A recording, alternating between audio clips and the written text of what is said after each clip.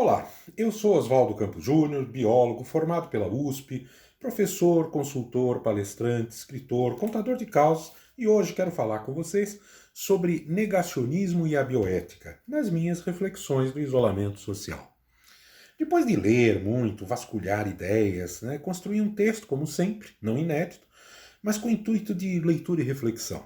Então, vamos nele e vamos trabalhar. O negacionismo é a escolha de negar a realidade como forma de escapar de uma verdade desconfortável. Na ciência, o negacionismo é definido como uma rejeição de conceitos básicos, incontestáveis e apoiados por consenso científico, a favor de ideias, tanto radicais quanto controversas. O negacionismo costuma se fortalecer quando a sociedade se depara com situações de instabilidade, como numa crise. Em oposição às evidências científicas, o movimento encontra sustentação em teorias e discursos conspiratórios sem aprofundamento bioético e isolados, que acabam favorecendo disputas ideológicas, interesses políticos e religiosos. Os negacionistas ou buscadores da verdade negam o conhecimento porque isso é inconveniente para suas crenças e fantasias. Revela posições autoritárias e preconceituosas. O mecanismo de negação, enquanto defesa inconsciente do indivíduo, é patológico e passível de tratamento terapêutico. O objetivo final dele, além de criar polêmicas retóricas e desnecessárias, é rejeitar alguma afirmação que encontra consenso no meio científico e em teorias solidamente comprovadas.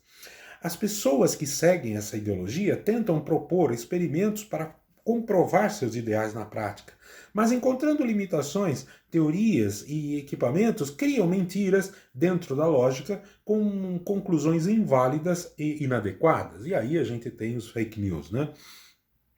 O fato é que negacionismo ameaça a vida. Isso é uma coisa importante.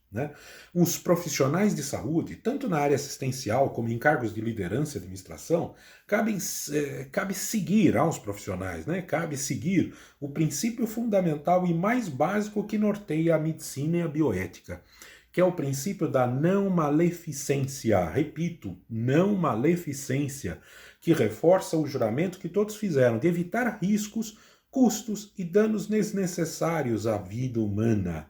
Por exemplo, desde o primeiro dia da pandemia, as autoridades sanitárias nacionais e internacionais recomendam o isolamento social como o único jeito de combater a pandemia. Fecha tudo, esvazia as ruas, enquanto os cientistas trabalham num medicamento, numa vacina, uma solução viável. Esta é a solução científica eticamente adequada e bioeticamente adequada para combater a pandemia. Mas não é a única saída cientificamente possível. Há solução científica e eticamente repulsiva, bioeticamente inadequada. Esse é que é o problema que confunde as pessoas. O científico eticamente adequado é tão científico quanto o científico eticamente repulsivo. Por isso, a discussão jamais pode ser, sob hipótese alguma, pode ser apenas científica. Tem que ser também politicamente normativa, filosófica e bioética. O governo do Bolsonaro, por exemplo, escolheu a estratégia científica eticamente repulsiva. Foi coerente com a sua própria essência. Não podemos negar isso, ele está sendo coerente.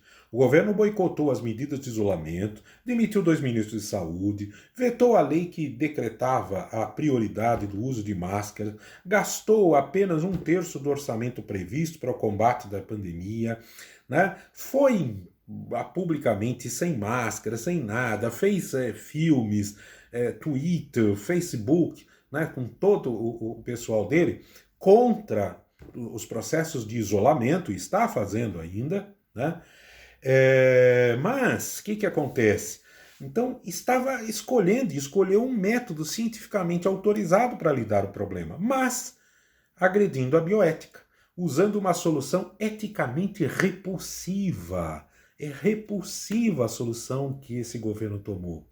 Seguiu a ideia de seleção natural, deixou o vírus se alastrar e está querendo que se alastre mais ainda, infectar as pessoas até o momento em que a população estiver naturalmente imunizada. Custe o que custar, morra quem morrer.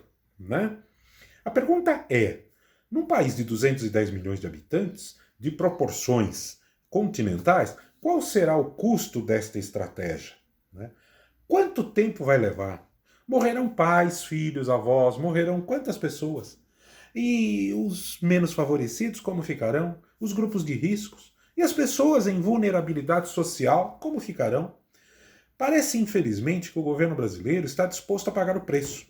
E o vírus circulando e as pessoas morrendo. Em algum momento virá a tal imunidade natural do rebanho. Claro que virá. É o que a ciência diz. Mas deixar isso ocorrer é bioético? Não é repulsivo? Né? Os que sobreviverem ficarão imunes, talvez. Os que morreram, em sua maioria pessoas mais frágeis, não voltarão mais. A ciência também diz isso. Sobram os mais fortes, aptos e saudáveis. A história da ciência, né, na história da ciência, a estratégia do nosso governo tem um nome feio, que é eugenia, darwinismo social. Na história da política tem também um outro nome feio, que é genocídio. Né? Isso eu não acho, isso é óbvio, isso está ali, está dado, a gente pode analisar. Né? Então, meus amigos, pensando bem, dizer que o atual governo de 2020 é obscurantista, negacionista, ignorante, significa ser indulgente com ele. Não se trata nada disso. É pior, é muito pior. É um governo que escolhe uma opção ruim, uma opção que aniquila grande parte da população, prioritariamente os vulneráveis. É em benefício de quem? Apenas de uma porção pequena da população, mas em detrimento da massa. Né? Então, esse é um problema. Uma atitude que pode até ter respaldo dentro de uma linha de pensamento técnico-científico, mas não é ética. Não é da bioética.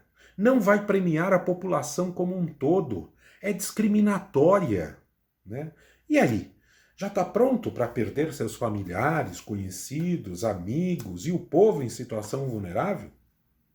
Amigo, amiga, reflita sobre o negacionismo, sobre a bioética, sobre quem deve e pode morrer na pandemia. Seja consciente nas suas posições e escolhas. Não estou nem falando faça isso ou faça aquilo. Seja consciente, não seja massa de manobra, não seja boi de piranha, não seja idiota, não seja, como fala, um boi, né? Escolha, mas se for, que seja consciente. Quando for votar, escolha conscientemente se você vai defender pessoas e partidos que seguem soluções científicas e eticamente adequadas, ou soluções científicas e eticamente repulsivas. A decisão é sua, mas lembre que o futuro é nosso, tá? Então, siga-me nas redes sociais com Oswaldo Campos JR, tá? Um abraço e até a nossa próxima reflexão.